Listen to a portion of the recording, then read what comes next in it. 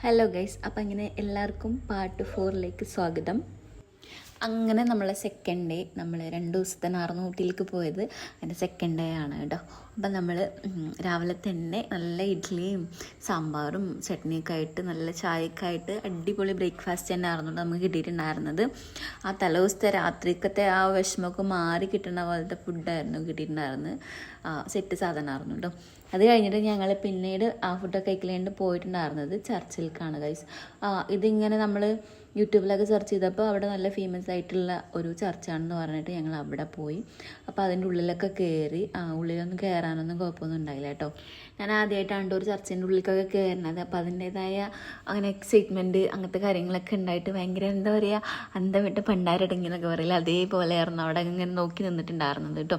അപ്പോൾ അവിടെയൊക്കെ കുറച്ച് ഇങ്ങനെ ചുറ്റിക്കറങ്ങിയിട്ടൊക്കെ അതിനുശേഷം ഞങ്ങൾ പോയിട്ടുണ്ടായിരുന്നത് ഇതേപോലെ തന്നെ ഊട്ടിയിൽ ഫേമസ് ആയിട്ടുള്ള ട്രെയിനിൽ കയറാമെന്ന് വിചാരിച്ചിട്ടായിരുന്നു. പക്ഷേ ഞങ്ങൾക്ക് ടിക്കറ്റ് കിട്ടും, പക്ഷേങ്കിൽ അത് ആ ഒരു ഫുൾ ഡേ അതിൽ തന്നെ നമ്മൾ ചിലവഴിക്കേണ്ടി വരും എന്നുള്ളത് കാരണം കൊണ്ട് ഞങ്ങളത് സ്കിപ്പ് ചെയ്തു. പക്ഷേ അതിങ്ങനെ പോണത് കാണാമെന്ന് വിചാരിച്ചിട്ട് അവിടെയൊക്കെ പോയി ആ ട്രെയിനിൽ പോകണമൊക്കെ അങ്ങനെ കണ്ടു കേട്ടോ.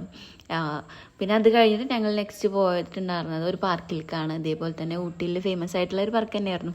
അപ്പോൾ അവിടെ പോയിട്ട് ബോട്ടിങ്ങൊക്കെ കയറി.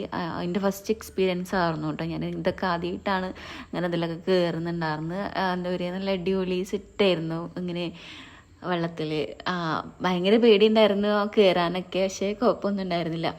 പിന്നെ നമ്മളൊരു ജാക്കറ്റൊക്കെ ഇട്ടിട്ടാണ് കയറിയിട്ടുണ്ടായിരുന്നത്. ഇതെനിക്ക് വല്ല ചാക്കിട്ട പോലത്തെ ഫീലൊക്കെ ഉണ്ടായിരുന്നത് കേട്ടോ.